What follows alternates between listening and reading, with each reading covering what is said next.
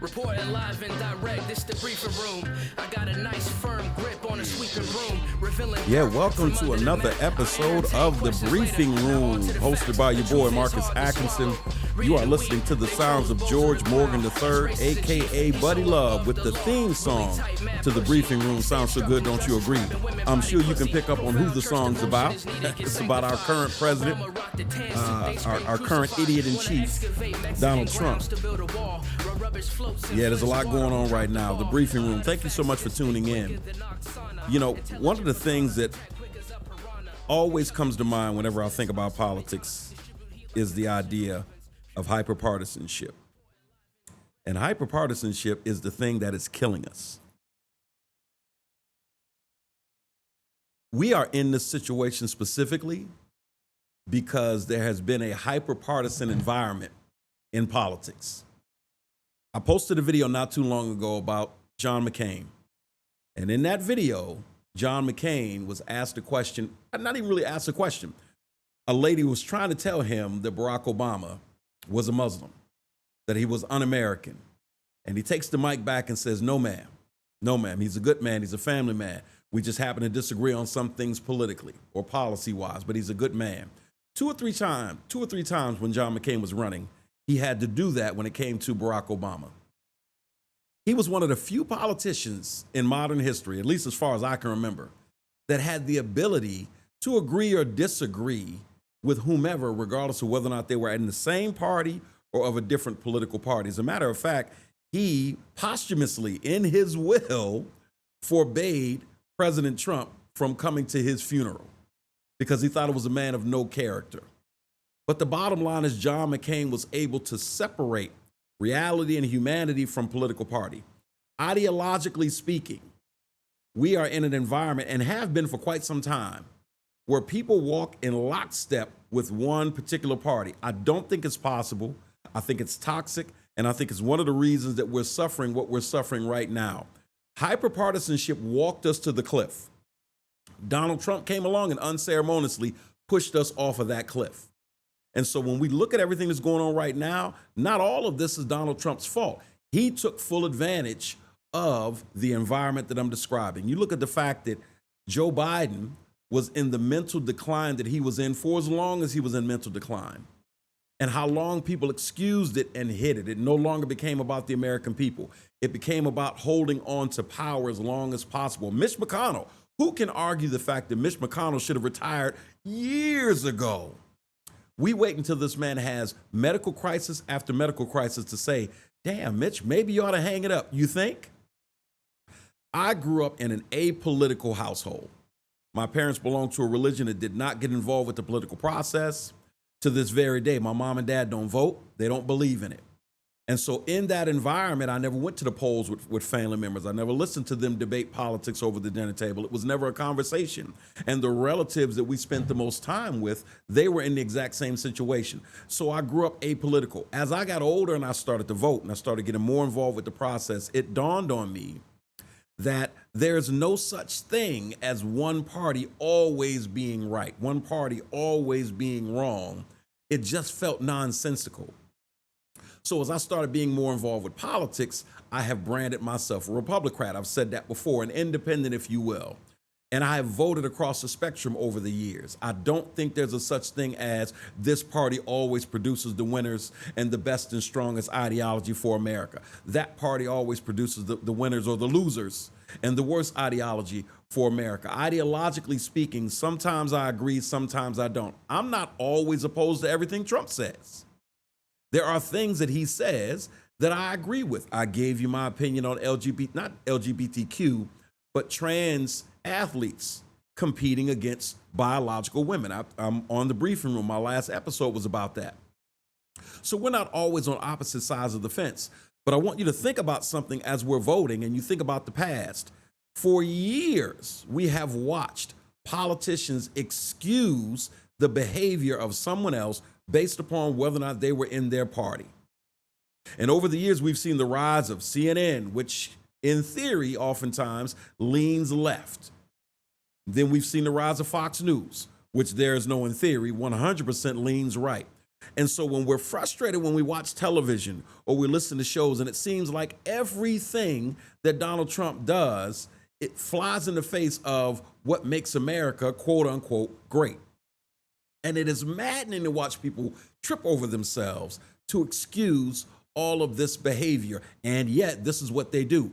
But what I submit to you in this post is it's not just starting with Donald Trump. We have done this time after time after time in every other presidential term throughout the years in this country. And that hyperpartisan environment has allowed a candidate like Donald Trump to flourish. And now, even though he's doing things that is against who we are as Americans, there are still myriads of people who line up to make excuses for him. So if you're MAGA and you voted for him, let me speak to you for just a second. And I don't say this facetiously. I'm not trying to be mean. I'm not trying to be funny.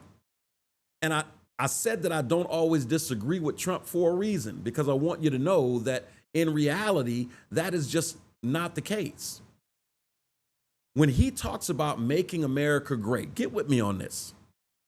I want you to think in your mind, what is it that makes America great? If it is that to you. If you're espousing the greatness of America, it has to be rooted in something like the Constitution. It has to be rooted in separation of powers, separation of church and state. It has to be rooted in due process. It has to be rooted in freedom of speech. If you believe America is great, these are tenets of that greatness that are unchangeable. These are the things that make America, America. We have the No More Kings protests all across the country, whether you agree with it or not. Is it not the way this country started? Running from a king, saying, you know, we don't want a person ruling over us as subjects. We want a democracy. We want a democratic republic. And they built that for a reason. And so you can't brag about the founding fathers. You can't talk about the greatness of America and give somebody else permission to dismantle what it is that makes America great. And so isn't this interesting that the very thing that Donald Trump has sold to his followers, help me make America great again, he is depending on your permission to dismantle the things that has made people flock to America in the first place. I want you to think about that. The fact that there is no dictator or king has made people come from countries that resemble that and come to America.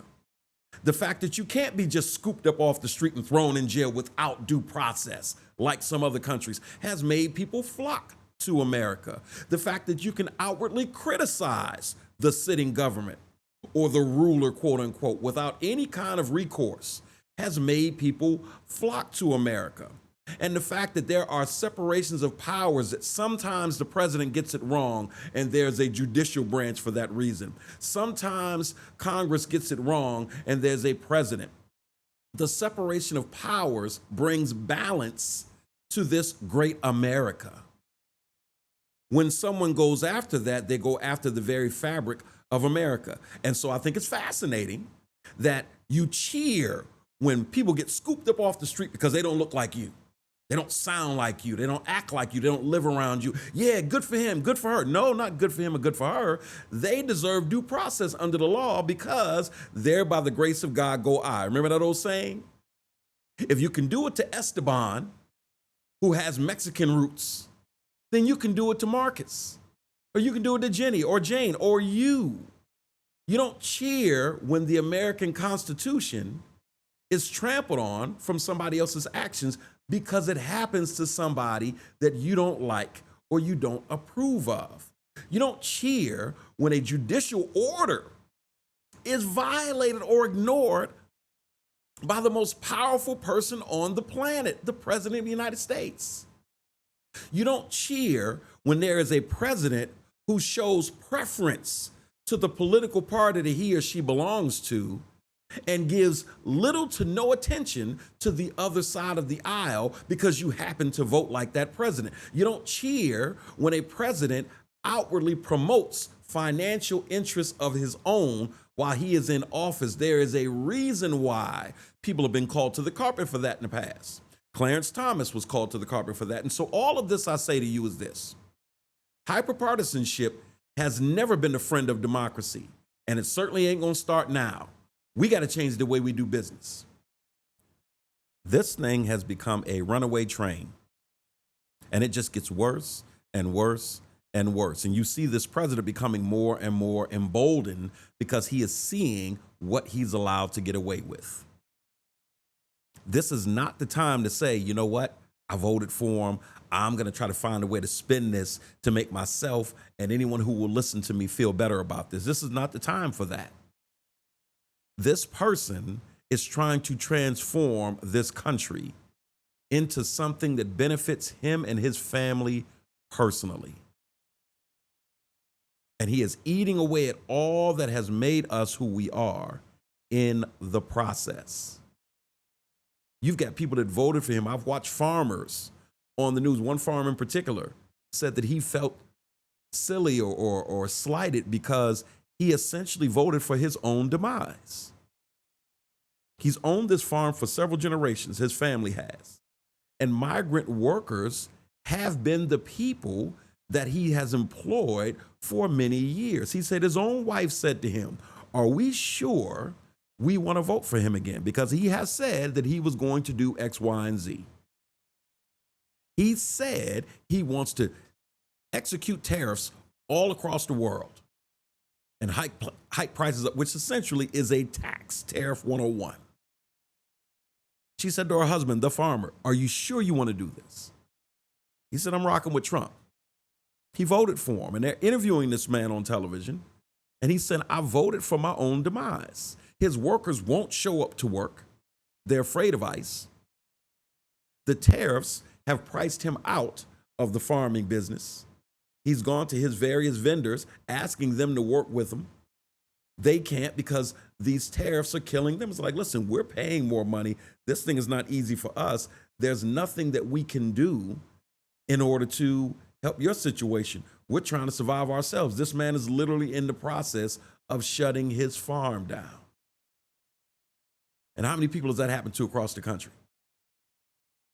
There are so many people that are regretting the decision that they made to make this man the president. And I'm not saying that the border didn't need attention. It did. I'm not saying that we didn't need to get countries in check for taking advantage of America economically. That actually needed to happen. I mean, China in particular gets things their way far too often.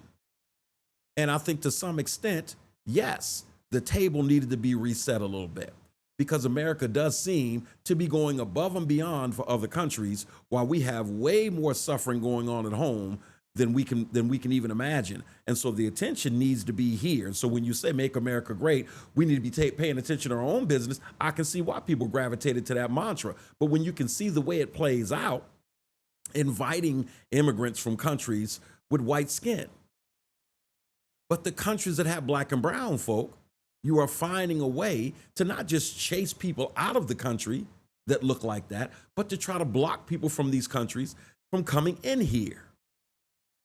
When you look at 9/11, we used to say, now a lot of us said, not 9/11, January 6th, many of us understood completely and clearly, this is about race.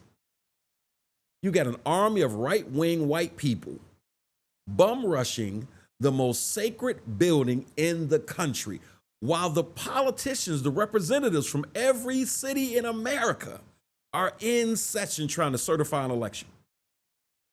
And the man sat there and he waited. He called them patriots. He said, "We love you," before he told them to go home. Many of us knew it was about race, but the average person refused to admit that.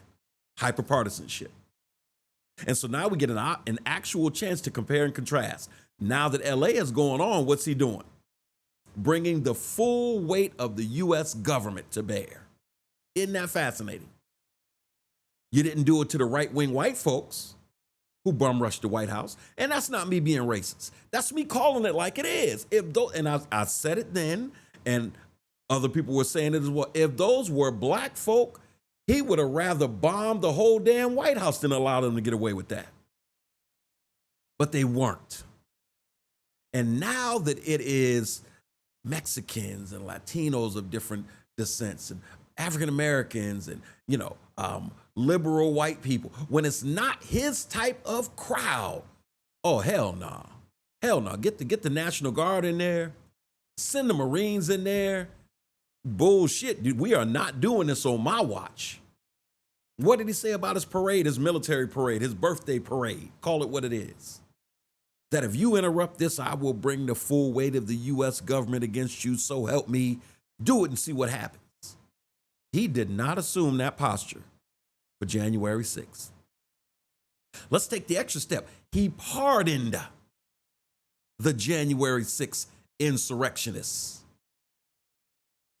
People who had trials, who had due process, because not everybody was convicted, and not everybody was, and those that were, not all of them got the same sentences. They all had due process, and those that were found guilty on various charges then had to take the step of paying their debt to society like millions of others. But you came in and you pardoned them. And in this hyperpartisan environment, most of you are finding ways to excuse it rather than calling it what it is. And this is the same person who said, I am pro-police. This same person said, if someone goes after an unarmed black man and they're getting convicted of it, I want to scoop in and save them. Let them do their jobs. Shouldn't have to go to jail for that. He said that at the National Association for Black Journalists convention in Chicago, the NABJ, of which I am a member. He made it clear, they should be supported. Let them do their job. Go back and watch the video on YouTube.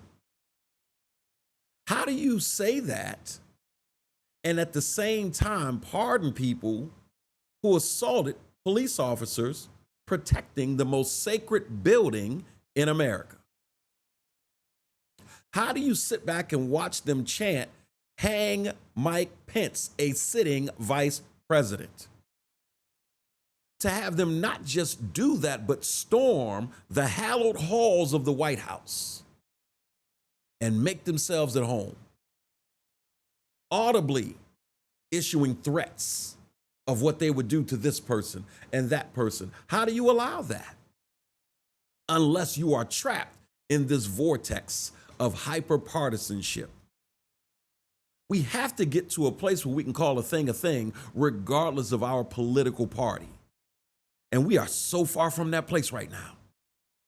And Donald Trump didn't build that America. He took advantage of that America. He has mastered, you talk about the art of the deal, he's a terrible businessman. Can we all admit that? He has burned down every business he put his hands to. And he started with a head start from Fred Trump. His dad gave him millions. He had a degree from Wharton. Doesn't get much better than that. And he burned them all down because he's not a good businessman, right? But what he has done well, so there's no art of the deal. He sucks at deal making. What he doesn't suck at so much is putting one person against another. What he doesn't suck at so much is using people for his purposes, and the minute there's backlash, the minute they wake up, the minute that they stand up for themselves, he discards them.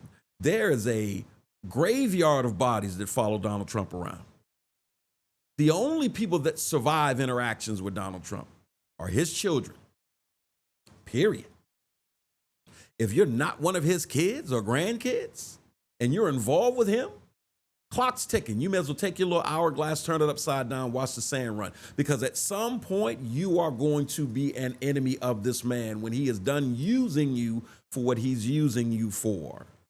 The hyper-partisan environment that we've created that has allowed these networks to thrive, that has allowed us to be at each other's throats. Somebody mentioned to me before, we talked about the notion of America being involved in a physical civil war.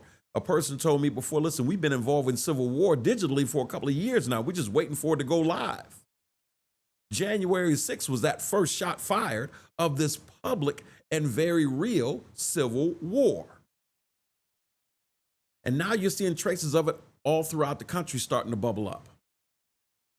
This is going to a not so good place. You don't ever see yourself voting Democrat? Fine. This is not the solution. This is making whatever we have worse. And for every little win, for everything he gets right, he himself undoes it. This is why he fell out with Elon Musk. Elon's like, you put me in charge of Doge, and it was all a ruse because Elon Musk holds the largest amount of government contracts on the planet. But I digress. You put him in charge of Doge when he's the largest contract holder in America, the largest amount of subsidies in America. And you put him in charge of everybody else's programs, and you give him access to everybody else's information. And he systematically starts to dismantle everything in the name of fiscal responsibility. Then you put forth your big, beautiful bill, and lo and behold, it kicks Elon in the ass. And Elon's like, whoa, whoa, whoa. This bill screws me over. Aha, as Eddie Murphy said in Coming to America. Aha, I told you. If you're not one of his kids or grandkids, you're on the menu at some point. And so Elon figures that out. They fall out. He leaves the White House. What does Trump come back and say in Truth Social after he is upset at Elon and they're no longer friends? The easiest way to cut money would be to cut all of Elon's contracts. Oh, you knew that when you were putting him in charge of Doge. You see how that works? That was the common sense move from the door. That was the reason he never should have been in charge of this program from the door. He was never elected. There's no reason he should have been given that power, especially when he's the person holding all of this government money, taxpayer dollars, having it tied up into his programs. But Trump says it out loud after he falls out with Elon Musk. Here's my question to you as a listener. God damn, you didn't know that was true before they fell out? And why couldn't you say it? You politicians in his party, you didn't know that was true before they fell out? Or you just too big of a coward to say it? You didn't know that Elon Musk had no business going through the private information of taxpayers before they fell out? Or you were just too big of a coward to stand up to this man and say, hey, we know you're the president. Dude, you can't do that. You don't get to do whatever it is that comes to mind. It's funny how he said, if I become president, this war ends today. And Vladimir Putin has put him in his place. Man, sit your ass down. I'm the big dog, not you. And so ever since then, Putin has made it clear, I don't listen to Donald Trump. He's gone above and beyond to make sure that everybody knows he doesn't listen to Donald Trump. What does Donald Trump say? Oh, he's gone crazy. He's losing his mind. He's losing his mind. No, Donald, he doesn't listen to you. You're not the boss of him. You can't just put this war to bed. You couldn't just bring down the price of eggs on day one. He lives in a fantasy land, and we encourage it because of how we vote. We excuse it because of how we vote. You want stability and you want to keep Republicans? Put J.D. Vance in, and I got issues with that. But the point is, it's obvious this man is unstable. So Musk found out what the rest of them found out. Even when he halfway does something right, he screws it up. We do need more control at the borders. We do need to stop the wrong kind of people from sneaking over here. We do need to stop this free-for-all of people thinking that they can just sneak through fences and everything else. But there is a such thing as due process for those of us that are here that haven't done that. And there is a such thing as, if you think this person is that, according to the law in this country, you gotta prove that that's who he is. Well, I think he's illegal. You gotta take him to court and prove that. Hyperpartisanship. It is the soil for weeds, thorns, and all things toxic. And we have created an environment to allow the wrong kind of candidate to flourish. And we are starting to pay the cost for just that. So I don't know about you, ladies and gentlemen, but we really have to adopt a new philosophy in terms of how we do politics until we get this thing going and reset the ship or right size the ship, whatever you want to say. we have to start thinking in an open-minded way. And I'm glad to see that the numbers for independents are starting to grow from a voting perspective, because I think across the country, America is starting to see that this thing has done more harm than good, us being ride or die for a particular party. As a black man, I can say, and I've said this for the longest, that I never understood why black folks marched in lockstep with Democrats. What have you done for black folks that is that profound that I'm going to assume the posture of I will never vote for a Republican? If you've done that much for black folk to make us assume that position, I haven't seen it. There's no such thing as this group always gets it wrong and this group always gets it right. We have to open our minds politically until we get this thing back on track, because right now it's off the rails. What has made America great, quote unquote, is being taken apart before our very eyes. And we got to stop this thing before it's too late. I'm Marcus Atkinson. You've been listening to The Briefing Room. I'm going to give this thing back to George Morgan III, a.k.a. Buddy Love. Sounds so good, don't you agree? We will talk to you next time, analyzing news, events, and social events across the country. Peace. Reporting live and direct, this the briefing room. Reporting live and direct, this the briefing room. Trump can't do the right thing, he a Pino. Blatant racist demagogue against blacks and Latinos. Where them tax returns in them bankrupt casinos. The truth will cut you too short to shit. Danny DeVito.